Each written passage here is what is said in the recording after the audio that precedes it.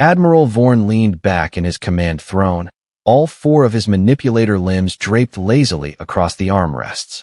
The bridge of the dreadnought Conquest hummed with the usual efficiency of a warship preparing for what everyone assumed would be the easiest victory in Galactic Union history. "Let me get this straight," Vorrn said, his vocal sac inflating with what could only be described as condescending amusement.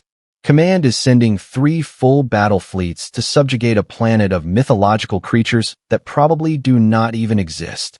His second-in-command, a nervous wreck of a being named Plix, tapped at his datapad with trembling tentacles. "The scout reports are quite specific, Admiral. The third planet of the Sol system shows signs of industrial civilization. Radio transmissions, orbital satellites, primitive fusion reactors." Primitive being the operative word, Vorrn interrupted, waving a dismissive claw. "Plix, my anxious friend, I have been conquering worlds since before you hatched. Every species we have encountered follows the same pattern. They develop technology, they develop weapons, they develop some semblance of unity. These so-called humans? They are fractured, divided, fighting among themselves over invisible lines on maps and variations in skin pigmentation." Plix's eye stalks quivered. "Admiral, the cultural database suggests that humans are unusually aggressive. Their entertainment media glorifies violence to an unprecedented degree." Vorrn laughed, a sound like grinding stone plates. "Entertainment media? Next you will tell me to fear them because their fictional characters can fly or shoot lasers from their optical organs. Plix, fiction is fiction. Reality is what matters. And the reality is that they barely made it to their own moon using chemical propulsion." "Chemical? We abandoned that technology 12,000 cycles ago." The bridge fell silent except for the background hum of the ship's core. Vorrn stood, stretching to his full height of nearly 3 meters. His scales gleamed under the artificial lighting as he walked to the viewing port, staring at the distant blue marble that was Earth. "Look at it," he said softly. "So small, so fragile. Intelligence reports say they have not even established a unified planetary government. They waste resources on internal conflicts while their planet slowly dies from industrial pollution. They are children playing with matches in a munitions factory." "Sir, perhaps that is precisely why we should be cautious," Plix ventured carefully.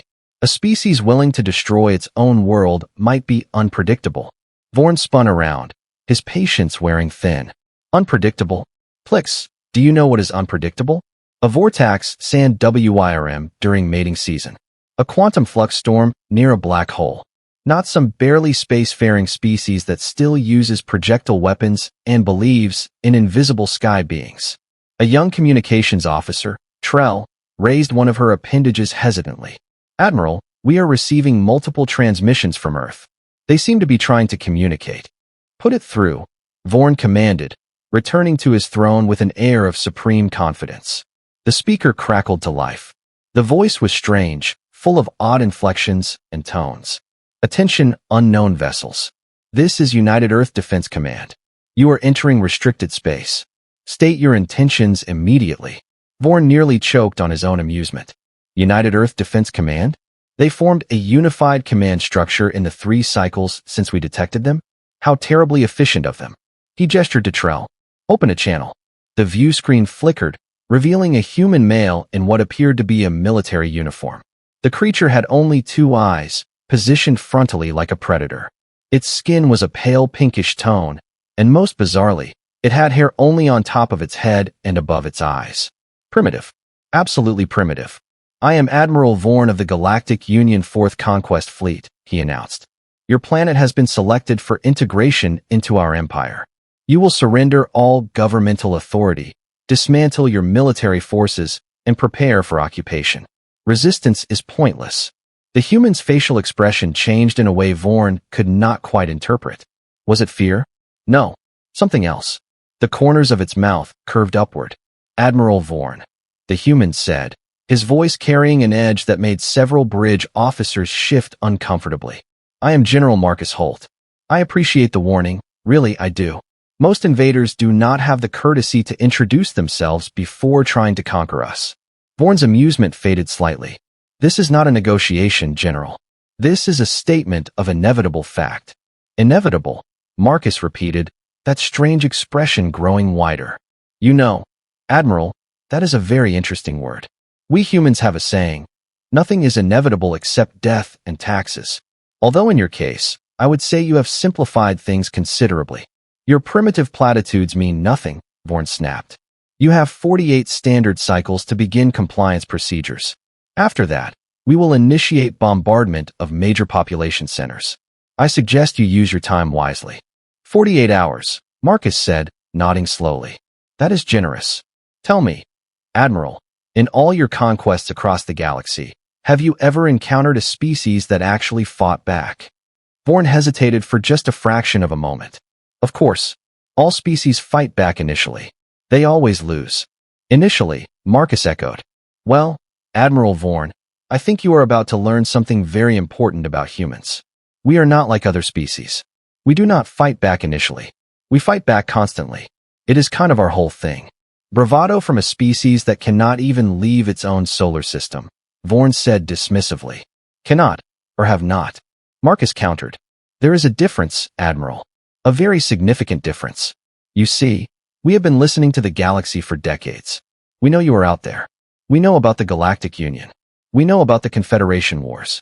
We know about the Andromeda Accords. For the first time, genuine unease crept into Vorn's voice. How? Marcus's expression became something truly unsettling, all teeth showing in what Vorn's database unhelpfully identified as a smile. Because, Admiral, Marcus said calmly, we have been preparing. 48 hours? I accept your terms. But I think you are going to find that humans are not quite the myth you hoped we were. The transmission ended abruptly. Vorrn stared at the blank screen, his earlier confidence suddenly feeling far less solid than before. The 48 hours passed with agonizing slowness aboard the dreadnought Conquest. Vorrn tried to maintain his composure, but the waiting gnawed at him like a persistent parasite. He told himself repeatedly that this was routine, standard procedure. Every conquest began with a countdown, and every countdown ended with submission or destruction. Except this time felt different. Admiral, we are detecting unusual activity across Earth's surface, Plix reported, his tentacles vibrating with barely contained anxiety. Energy signatures are spiking in locations our scans previously identified as inactive. Vorrn waved a claw dismissively, though the motion lacked its earlier confidence. They are powering up whatever pathetic defense systems they possess. Ancient nuclear silos, perhaps. Orbital railguns at best. Nothing our shields cannot handle. Sir, these signatures do not match any known human technology in our database, Trell added from her station. They are generating power outputs comparable to our own fusion cores, but the energy pattern is completely foreign. Impossible, Vorrn muttered. Our intelligence gathering was thorough. We monitored their transmissions for cycles. We studied their technological progression. Perhaps, a new voice interjected from the bridge entrance. You studied what they wanted you to study. Vorrn whirled around to face Fleet Commander Xantha, a six-limbed veteran whose scales bore the scars of 100 campaigns. She moved onto the bridge with the deliberate grace of someone who had seen too much death to be impressed by grand speeches. Commander, Vorrn acknowledged, tension creeping into his vocal sac. I did not expect you aboard my vessel. High Command sent me to observe, Xantha replied flatly. They have concerns about this operation. Concerns I happen to share. Concerns about conquering a primitive world? Vorn's laugh sounded hollow even to his own ears. Commander, with respect, your legendary caution is misplaced. Is it? Xantha moved to the tactical display, her multiple eyes scanning the data streams.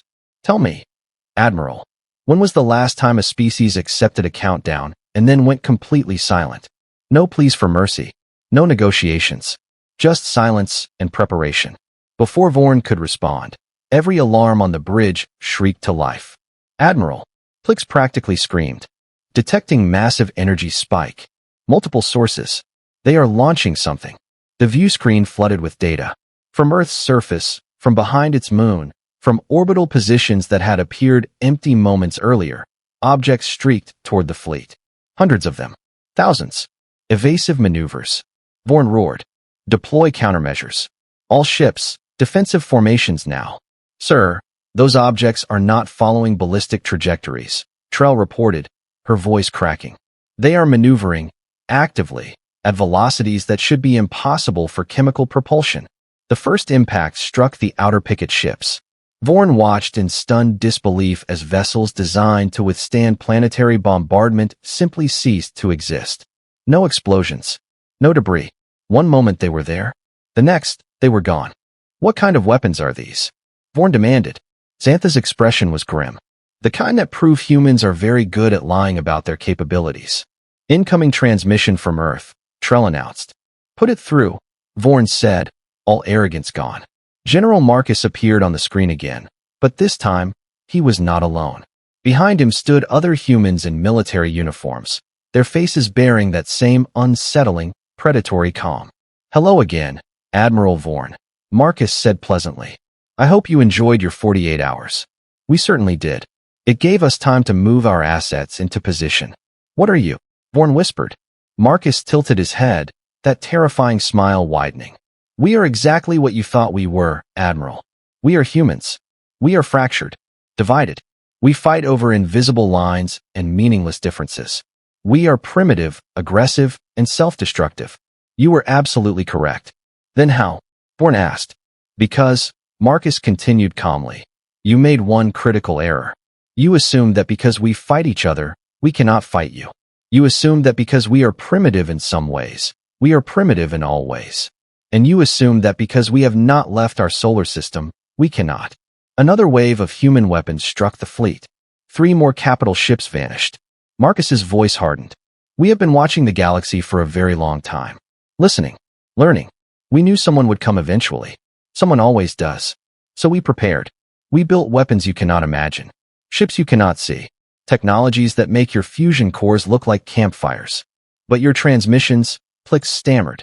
Your entertainment media. Your internal conflicts. Oh, those are all real, Marcus said cheerfully. We really are that chaotic. But we channel it. We focus it. And right now, every human on this planet, no matter our differences, agrees on one thing. He leaned forward slightly. You are not welcome here. Xantha stepped forward. What do you want? Terms? Tribute? Territory? Marcus shook his head. We want you to leave. And we want you to tell the Galactic Union exactly what happened here. We want every species to know that Earth is off limits. Humans are not a myth, and we are not easy prey. And if we refuse? Vorrn asked quietly. Then you die, Marcus replied simply. All of you. Right here. We have weapons positioned throughout this system that can crack your fleet like eggs. We gave you a chance to leave peacefully. We are giving you one more. Vorrn looked at the tactical display. Nearly 40% of his fleet was already combat ineffective, destroyed in less than 10 minutes by weapons that should not exist. Fleet Commander Xantha, Vorrn said at last, his pride finally shattered. Your recommendation? We retreat, she replied without hesitation. Immediately.